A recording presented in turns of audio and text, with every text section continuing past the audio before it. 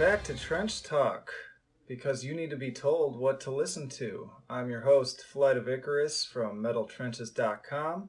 Right off the bat, if you're new to the channel or you're a lurker, please subscribe, like, leave a comment, give us a rating on iTunes. We're also on Google Play now.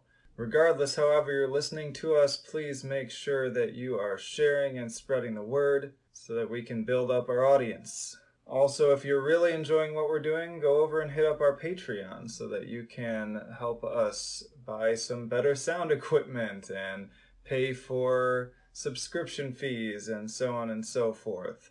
And also, of course, if you haven't gone over to MetalTrenches.com, just know that there are reviews every single weekday, and you can also join our subscription list so that you can get updated on new things that are coming out. In keeping kind of with our last podcast, where I talked about daughters and really wanted to push you and push a lot of our listeners outside of their comfort zone, we're going to continue on with that today because we are talking about Japanese avant-garde black metal band Sigh and their latest album, Heir to Despair, via Candlelight Records. This is usually where I do my little For Fans Of section. However, I was coming up empty. I cannot think of too many bands that sound like Sigh. If you're familiar with the band, you probably know what I mean.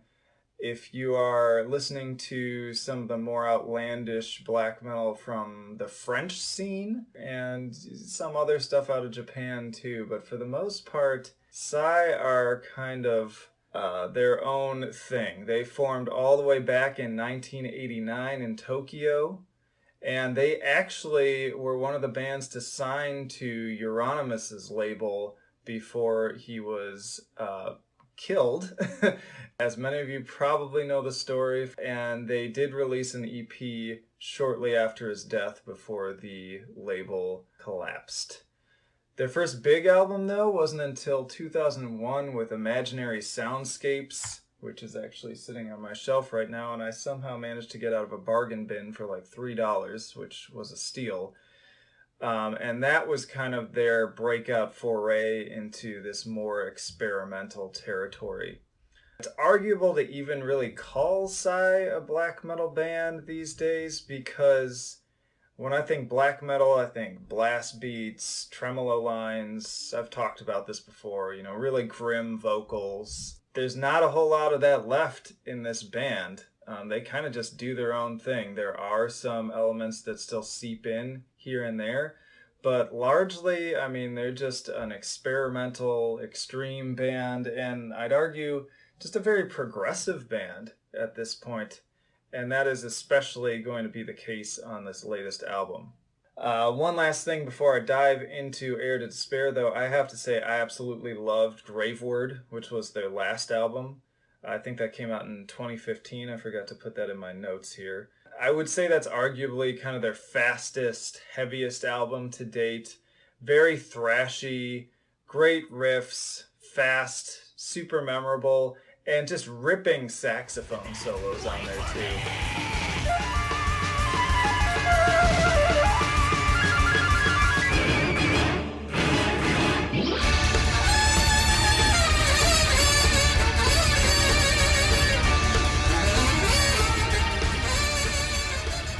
And I joke that they kind of used sax before it became en vogue.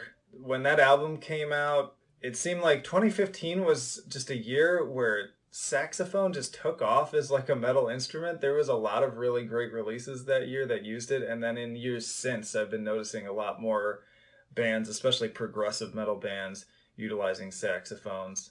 But Sigh's been doing it for a very long time. So Heir to Despair is yet another shift for them. Every one of their albums is a little bit different. But there's no more saxophone. No saxophone on this album. Instead, the band says this was very much inspired by old, crazy, progressive bands like Brain Ticket, Embryo, Agitation Free, and the list kind of goes on. And this was also one of their albums that is written mostly in Japanese, which was kind of an unusual twist for them. They also utilize some more kind of regional instrumentation that they had not before. And it leads to an album that is heavily influenced by that kind of 70s progressive rock vibe, but still, don't worry, there's plenty of metal in here too, and things get plenty heavy. But it's a very just psychedelic kind of sounding album, wild song structures. There's a lot of those vintage keyboards being used. And also, to kind of replace the saxophone, there's a lot of flute on this album, particularly kind of jazz style flute that would make Ron Burgundy very happy listening to this album. Conceptually, it takes a perspective of a person who's spiraling into the depths of insanity. The band was trying to attempt to convey the internal thoughts and experiences of that person in the music. And I think they did a pretty darn good job. The cover art really aligns with this. On first glance, this kind of looks like one of those like unmetal covers where it's just sort of like a spoof on, oh, they're going to have like a happy cover, kind of like the whole famous Deaf Heaven pink cover, or Vatnet Viscar. Although I'd argue that the Vatnet Viscar cover with the astronaut actually has a pretty dark backstory to it that is actually quite fitting with the music. But anyways, I digress. If you take a closer look, this fits perfectly with the theme because you've got this woman who looks very happy and is just staring kind of yearnfully in the distance and smiling. But if you look at the things around her that she's not noticing, like the plant that she's watering is dying, and there's like one of those like kind of stalker serial killer kind of connect with red yarn diagrams on the wall behind her, and broken glass on the ground. So again, just this image of this person who's clearly not kind of in reality. She's mentally in this place where everything's great and fantastic, but the world around them is kind of crumbling. And I think that's a great kind of depiction of what true insanity looks like, where the insane person is really the only one who doesn't realize that they're insane. Oh, and by the way, on that note, shameless plug here for our second channel. I launched Metal Health, which stylized with N in parentheses, so mental health, metal health. This channel is just for those of you out there who are really genuinely interested in the field of mental health, and I kind of just apply mental health concepts to pop culture, politics, trying to distill topics down into a very objective mental health lens and kind of give a different perspective on it that way. And that's actually my primary field. And that's what I do on a daily basis and have been for over a decade now. So if you're interested in that, hop on over to Metal Health. It's available on all the same platforms. And you can also just search Metal Trenches to find it, or Metal Health on YouTube. But anyways, this is a fitting topic for this band because they are out there, they are wild, and they make really kind of schizoid music that's just all over the place in terms of mood and personality. The album opens up with Aletheia. This song has some serious atmosphere.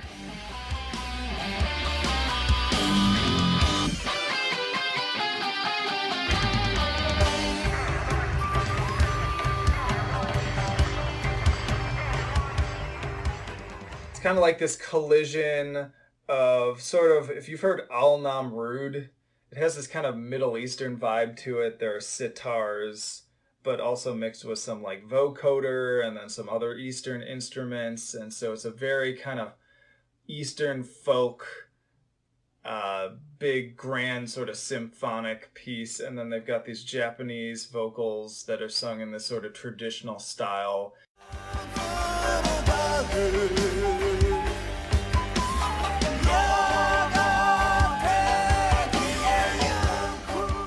It almost sounds like something you'd hear for like the emperor is marching in and he's got this whole parade going is kind of the imagery you get, and then the guitars kick in with this heavier like da na na na na na na kind of groove.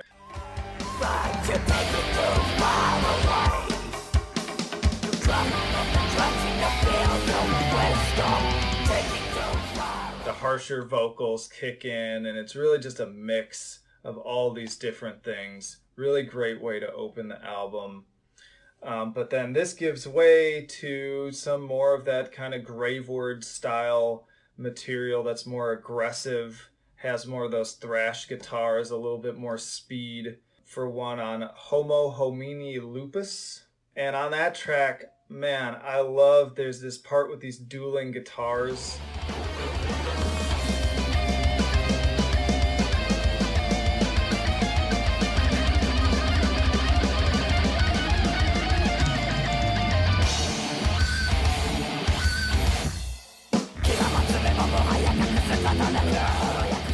Which is, again, just such a throwback to, again, I think a lot of like the 70s and 80s rock and progressive rock and some of the early metal. Sometimes they even utilize like this hair metal kind of style, but in a really cool kind of way.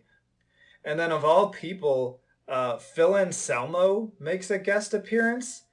Honestly, I've listened to this track many times and I'm still not even exactly sure where he is, but suffice it to say, former lead singer of Pantera, and of course also of Down, and Phil Anselmo and the Illegals, I think, is the most recent thing he did. And then he did he's been a busy guy, a busy bee, and now he is guesting on Sigh's album. Very strange stuff. Do with that what you will. And also, In Memorio Delusional is another great song kind of in the same vein, and these tracks are back to back, and just really probably my favorite portion of the album. Because again, I kind of really dig Sigh's sort of faster, thrashier vibes.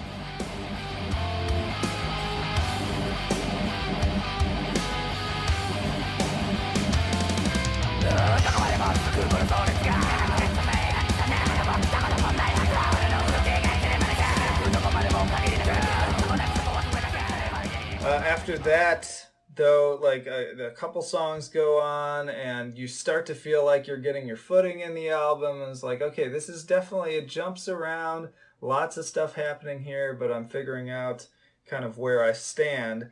But then they totally pull the rug out from under you again with just the pure electronic avant-garde style of the Heresy trilogy.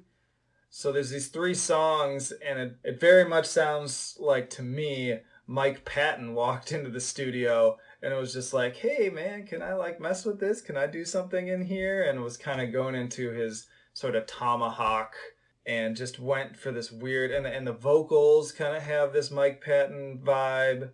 And it's fitting too, because the engineer who worked on this album also worked with Faith No More, which of course, as hopefully you know, was fronted for much of its time by Mike Patton, of all people. Really crazy stuff.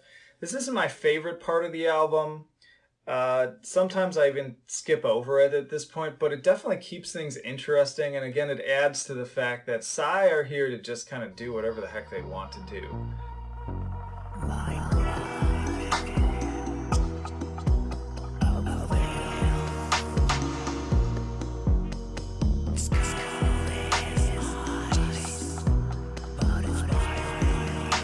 And it's definitely interesting.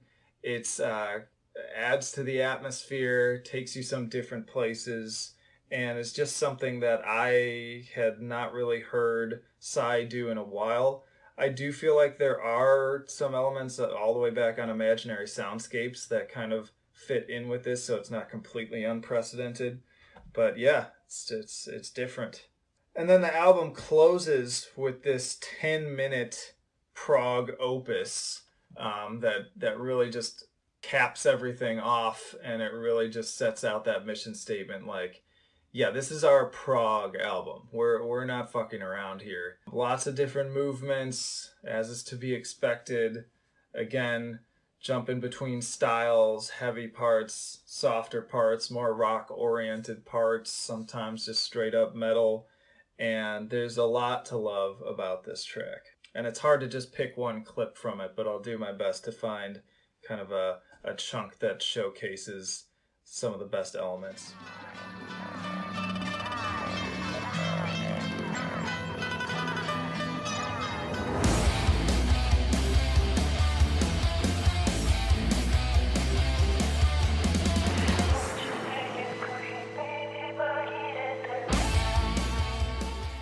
And yeah, I mean, I'm not, I know I got super passionate about Daughters and probably could have just gone on and on and on with that episode. I'm trying to distill things down a little bit more here and kind of keep it simple, let the clips speak for themselves. But I gotta say, I'm impressed. Like, this is definitely one of the most interesting albums of the year. Probably will end up being one of my favorite albums of the year. And man, you gotta think this band's been around since 1989. Like, by all means, they could have phoned it in. They're years into their career, and they didn't. They continue to say no. Like, we're going to do whatever we want to do, and we're going to keep trying new things and keep it interesting. And that's honestly why I have kind of a disdain these days for bands like Slayer and Metallica, who are still topping the charts despite the fact that their new material is, let's face it, mediocre. I feel like most people deep down won't argue with me on that. They're the diehards that will, go down with the ship for these bands. And then the argument comes up that, oh, well, they've been doing it forever, and so it kind of makes sense that they just, do what works for them and do the same thing, and they don't really have that passion anymore, or whatever your argument is. This is my counter argument. Sigh's been around for almost as long as those bands, and they're still putting out their best material. So this is my challenge to Slayer and Megadeth and Metallica and all of those bands. You don't have an excuse. Stop dicking around. Make better music. And to the fans out there, stop buying those albums. If you're sitting there listening to it, I wrote a whole article about this at one point because it drives me crazy. I hate seeing that these kind of chintzy, not maybe they're not horrible, but not great albums are selling platinum. When there's better stuff out there, there are these bands that are like kicking ass and constantly reinventing themselves and putting out clearly incredible albums, and they're nowhere on the chart. And I mean, that's part of being in the underground, that's fine. But I want to encourage people to, if you listen to it and it's just kind of maybe put your $10 to $15 towards a band that actually deserves it. And I'm with you too in that if you're like a completionist like I am, it can be hard when you've got like 10 albums from the band and now you've got to admit to yourself that you're not going to buy the latest album and now your collection's sitting incomplete. That is troublesome. It's difficult. But I've been kind of weaning myself off in that direction lately. Like, I had bought all of Nine Inch Nails albums all the way up until Hesitation Marks came out. And I really had to fight the urge to just buy that album just because I always buy the latest Nine Inch Nails album. But at the end of the day, I had to tell myself, this album is just not interesting to me. It's boring. I keep listening to it, I keep trying, and I just don't like it. So why am I going to waste my money on this album when I could put it towards a band that actually put in some real effort? Same with the latest Deftones. I'm a huge Deftones fan, but Gore was just not for me. And I know there are some people out there that absolutely loved it. I do give them props that it was kind of a new direction and it was a departure, but it wasn't one that panned out for me. So I let that gap sit in my collection and accepted that, hey, the last album was amazing and I have that. I don't need to buy an album that I don't like from them. Maybe that's elitist of me to say that, or hipster, or whatever the fuck. I don't care. That's my opinion, damn it. So anyways, back to Air to Despair. Favorite tracks, Aletheia, Homo Homini Lupus, and In Memoria Delusional. And then my ratings, I gave it a 10 for enjoyability. Had a hard time putting this album down. Despite being really wild, it's pretty catchy and it gets stuck in your head. I give it a 9 for musicianship because they're doing a lot of cool things with songwriting, trying out a lot of different styles. And then you've got really solid performances too, like those dueling guitars I was talking about. And then a 9 for innovation. And this is the big one. Like, the innovation is the scale that for me really separates the men from the boys when it comes to these albums. That's why I made sure to include that scale. Because before I thought about albums that way, I was kind of just giving away nines and tens like they were candy. And it was like, yeah, this album, like, I love listening to it and it's really fun. But to me, a 10 or a really high 9 is all about not only providing that enjoyable experience, not only having great performances, but doing so while you're offering something that's genuinely different and fresh and kind of brave. And so that's what that scale is all about. And in case you were wondering too, the numbers are kind of based on the US grading system. So a 7's like a C, 6 is a D, B, an 8 is a B, and then 9 and above is an A, and a 10, of course, is like an A plus. And that goes for each scale. So most albums really just kind of end up with a 7 because they're just like, they're not really doing anything new, but they're not like walking backwards either. And that ends up grounding their score usually down into the 8 range or sometimes even the 7 range.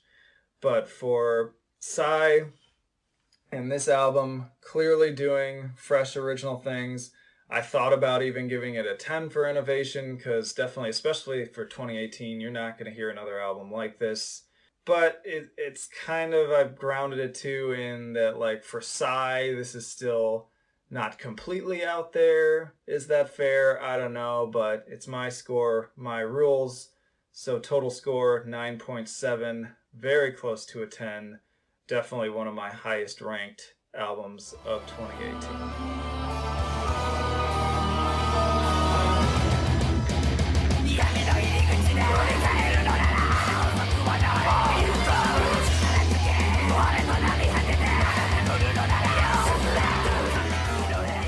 All right, let's move on to shoutouts. Got 3 for you. First, I've got Ultar with Cosmovore.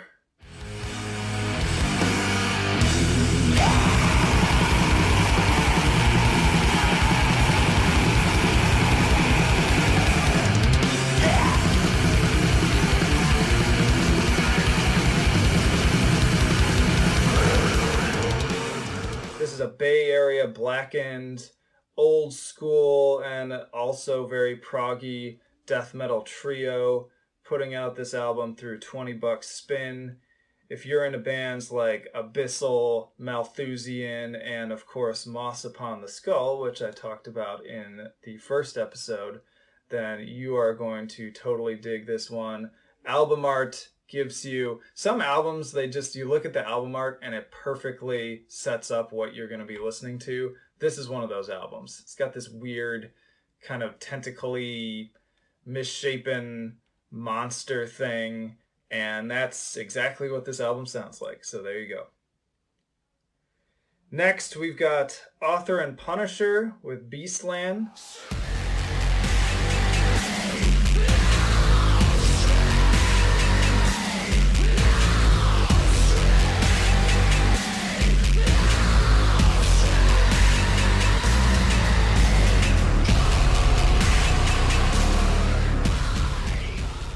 I was actually kicking myself because I meant to include this project an episode or two ago, but I remembered, so there you have it now. This is I said there, but this is really just one dude, Tristan, doing all the work. It's the 6th album, and this is the probably most forward-thinking industrial metal project out there. The album is out through Relapse Records.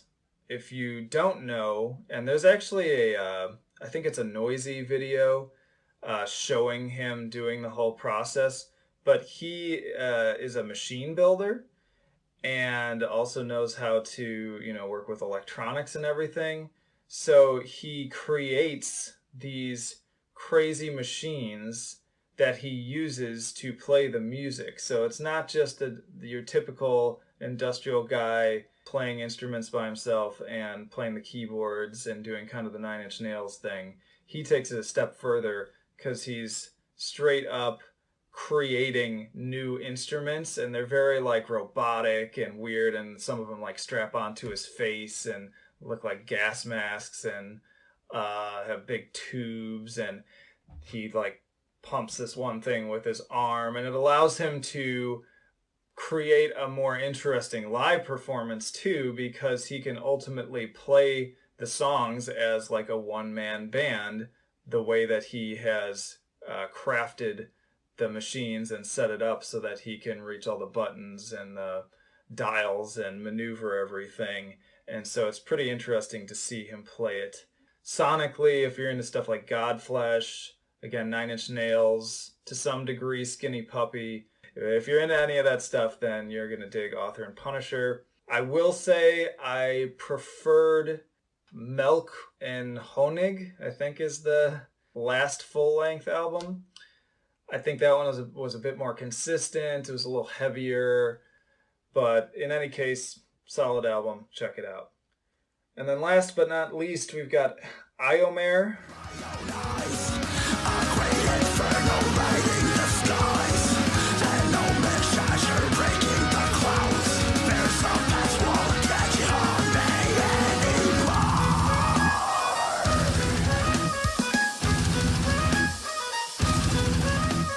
This is their self-titled album.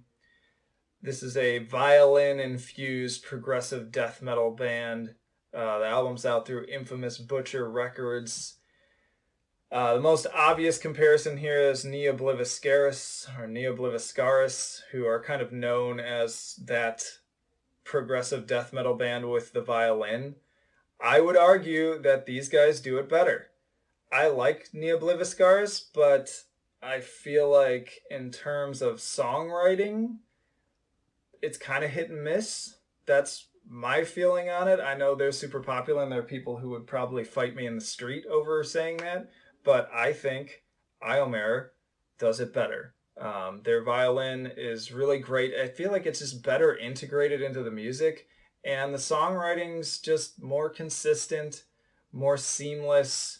The album flows nicely. There's a lot more styles on display too. So really good stuff. Also, even if you're into stuff like Opeth and Isan, then Iomair is definitely a project you should check out. And that's it for this week. Really hope you've been enjoying the episodes. Hope you enjoyed my little kind of first half of 2018 top 10 list. Kind of figuring out who I'm going to cover next, if I want to do something different, maybe another list, but also watch in December for my second half of 2018 top 10 lists and the extended list that will be on the website. Check out the links below in the description to check out all the bands that I talked about, find the full written reviews and ratings and streams to the albums and where to buy them. Buy the albums, for God's sakes. I ranted in, I think it was the first episode, about why you need to buy your music. Buy your music so that these bands can thrive and get bigger and do well. And again, please subscribe, like, comment, rate, all that good stuff. Get on our mailing list. Check out our Patreon. And thank you for continuing to listen. I'm going to keep doing this until it stops being fun and people stop enjoying it. But it sounds like feedback I've been getting has been all positive. Again, I welcome, though, those people that reach out to me and say, this sucks. So those comments are welcome too. I'm a big boy and I can handle it. But for now, that is all.